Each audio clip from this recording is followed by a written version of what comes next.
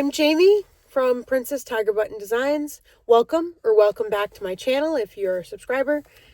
If you're new here, my name is Jamie. I am the creator behind Princess Tigerbutton Designs, and this is the first market vlog of 2026 for us.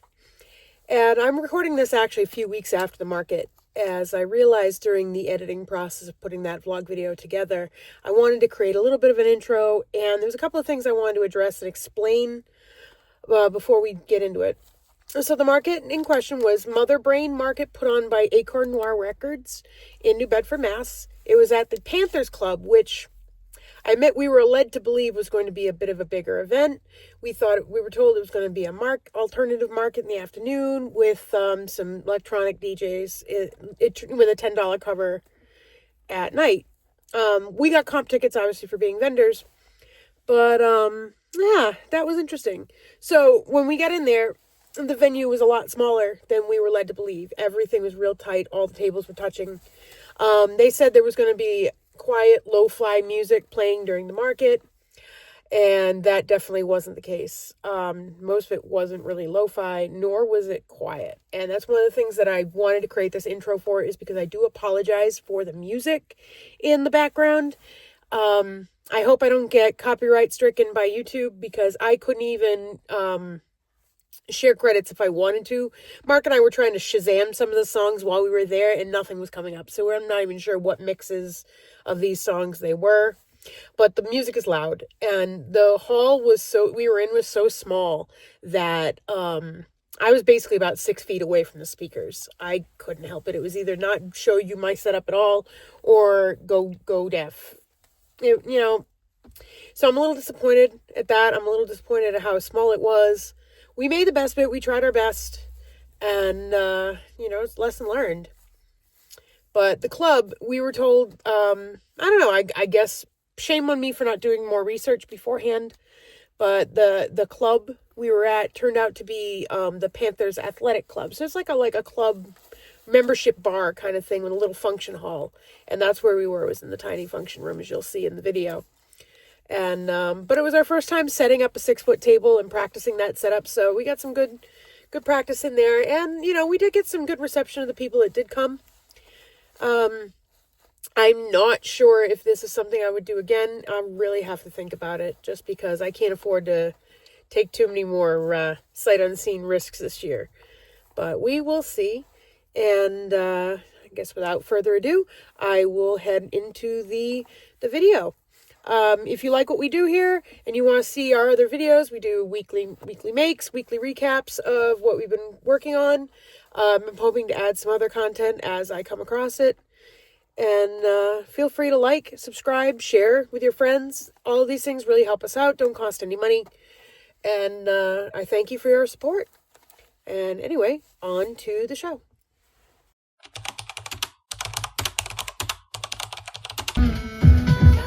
Hey guys, I know it's really loud in here. I didn't do any vlogging earlier, but we are all set up at Mother Brain Market, and we've got about 15 minutes until the market opens. Hopefully we'll see lots of people today.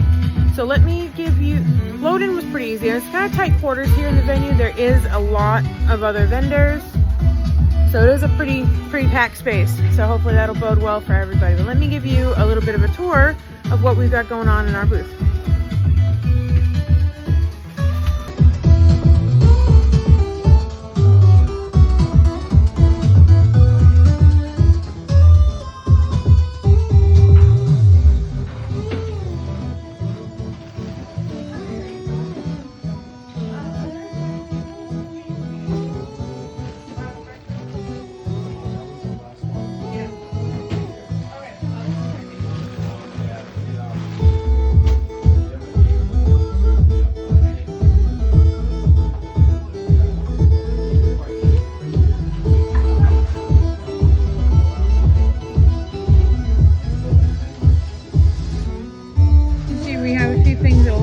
Price ranges, so hopefully we'll have something for everyone today.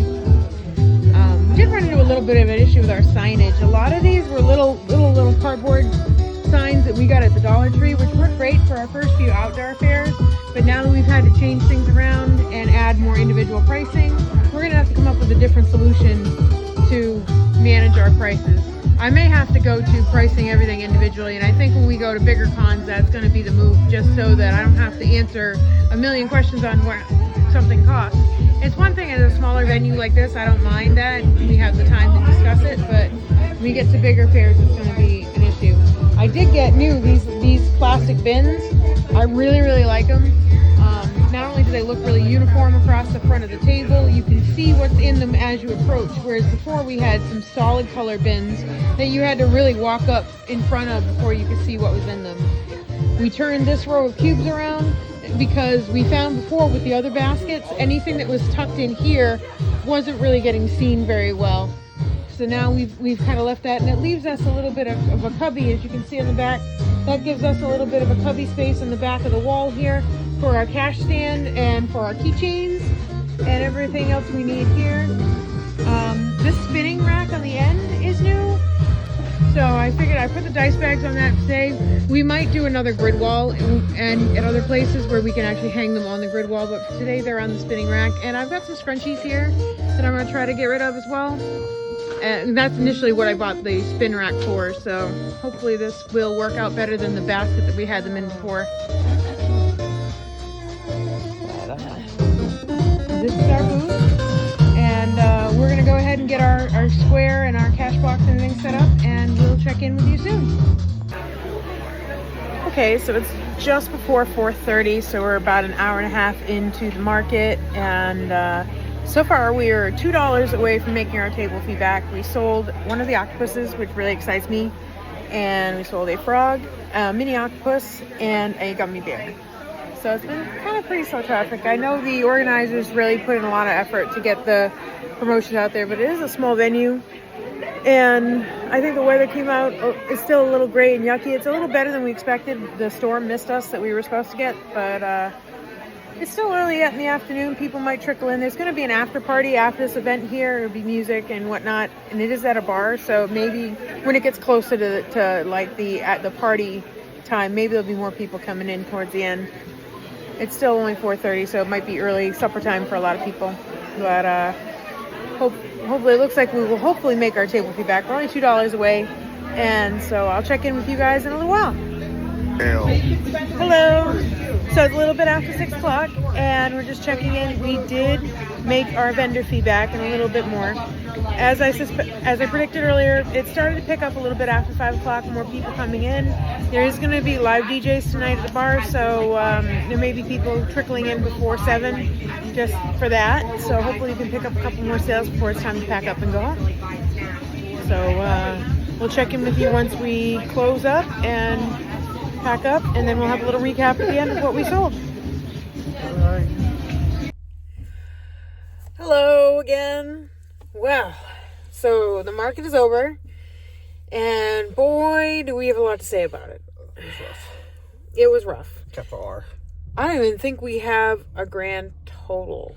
It was, let's say, almost 75. Almost 75. That is absolutely abysmal. This is by far the worst market we've ever done. We made our table fee back, but not much more than that. And I guess it's about as good as we could expect. This was a disappointment.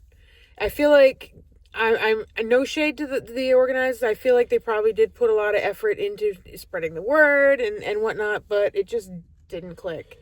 The bar that we're at is really small. The room was very, very small. Mm-hmm. And I was made to believe it was going to be a bigger space. So we were tightly packed in there. It was hard to move around. There really wasn't that much foot traffic at all. No. I mean, there was a few people that came in, and I'm assuming that they were just because they came in because they knew some of the other vendors. So it really wasn't a lot of eyeballs and opportunities to get people to buy our stuff, and the only things that sold were small makes, except one person did buy an octopus. Yes, I was excited about that, and I was excited that we sold a frog and we sold a couple little whales. So yes. I know those new little makes are doing well, so that gives me some hope. I actually did sell a scrunchie. I made a couple while I was here, and I sold one literally hot off the hook. So that was kind of fun. But overall, it was really disappointing. We put a lot of effort and a lot of prep into this, expecting it to be bigger, expecting it to be a little better, and we barely broke even. Yeah. We didn't really. I didn't like the setup. I thought it'd be a bigger space. I thought we'd have a little bit more walk around the room. It was not properly set up. And we were placed in probably the worst part of the room, too, because we were placed right next to a whole corner table full of 3D printed stuff. And you're talking your dragons, we're talking your 6-7 clickers, and all of the trendy bullshit in between. And that's where everybody made a beeline for. They had to touch and pick up and play, and that's all anyone wanted. They did gangbusters, and they were probably the ones that did. I mean, I saw people here and there at the other tables. I can't really say how, gauge how they did in terms of sales. But I think the 3D printed table definitely stole the show. That and the Pokemon / Crystal place they were doing. They were on doing the tons other of sales. On the other side of us, there was wherever they were. They bought 2 tables and they were selling like little Pokemon plushies and some little toys, as well as like some crystals and some skulls and a whole random assortment of shit. But none of it was really crafted. But so yeah, between those two, I only got a lot of looks from the people that came, but not a lot of sales. So I was really disappointed in that too. But I mean, I guess that can be expected. Like, no shade to the 3D printed stuff, but it takes no real effort for that. You load it, design it, and press a button, and the machine does it for you. I have never 3D printed anything, so I can't really say how much effort actually goes into it. I assume you have to have the right filaments, and I'm sure you have to monitor it somewhat to make sure that you're not wasting all your materials on something that's messed up. Yeah, I get that. But you're right. Compared to me sitting there with my yarn and physically making the item with my hands, it is pretty low effort. But and like I said, I said that earlier. I'm like, oh, everybody's using the same free 3D print patterns and designs and everything. This is why I'm seeing the same crap at every table. But you know what? Crochet is no different. A lot of us are using the exact same patterns.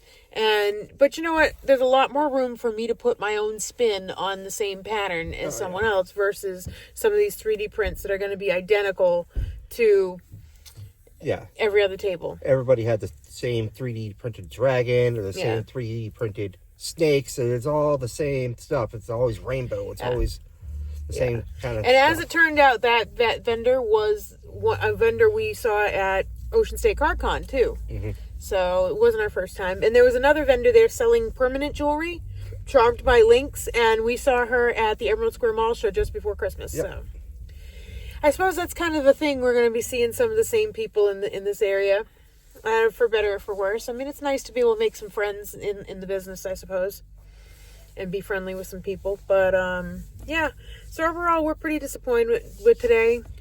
It could have gone a lot better. We couldn't even get anything to eat. Like, we got onion rings and fries because the bar had run out of food.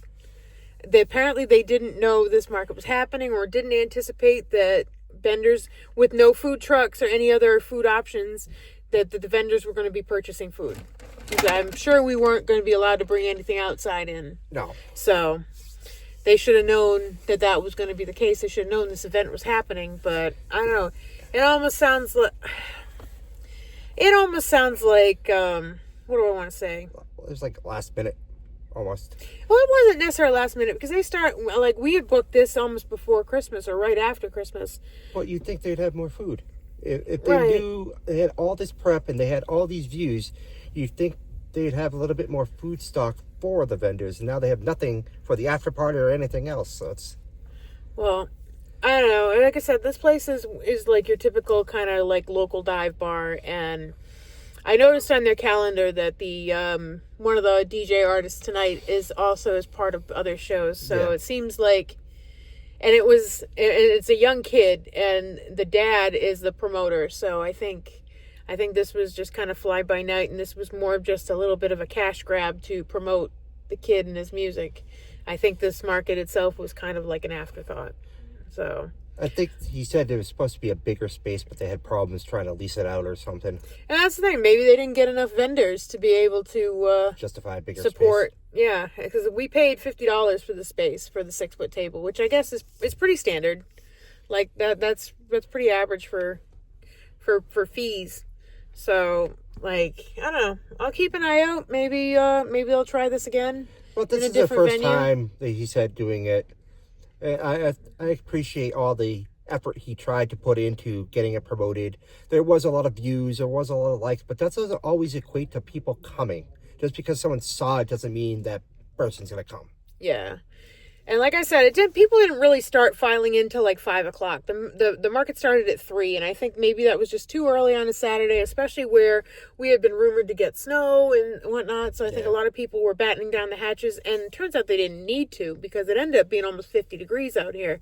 So we didn't get the snow. The storm missed us, and I think people just weren't planning to come out until evening time. So maybe they should have done the market a little later, and that might have done better. So who knows? I don't know. We'll keep an open mind, and hopefully they'll stay in touch, and maybe we'll get invited back to the next one. Oh yeah. But so for now, we're gonna go back in. We were invited to the after party, which everybody's, we unloaded and packed up pretty quickly. So everybody else has been clearing out their stuff, and they're getting ready for the after party, which is going to have a few different DJs, like some synthwave, darkwave, electronic stuff. And they're supposed to have free to play arcades and cheap drinks and whatnot. So we'll stick around a little bit, check it out, have something to drink, relax, and start planning for the next event, which at this point will be the quarter auction in Pasco on the 7th. So we've got plenty of time to prepare for that. So we're signing off for this market vlog, and we'll catch you soon. Bye. Good morning. It's Sunday morning, and I just want to give you a full breakdown of everything that we sold yesterday. So we started with 3 mini octopuses. That was our big seller. 2 baby whales. We sold one of the big octopuses, the one I made in pink quartz. We sold one of the mini frogs. We sold a gummy bear and a scrunchie and 1 emotional support chicken nugget for a total of $75. So we made 1.5 times our booth fee. Unfortunately, this gives it the title of the worst market we've ever done, but hopefully we will have plenty more opportunities this year to make up for that. I thank you for sticking with us for this market vlog, and I hope if you enjoyed this kind of content, give us a like and a subscribe, share it with your friends. All of these things really help us grow and be able to bring more content to you. And thank you for sticking around, and we'll see you in the next one. Bye-bye.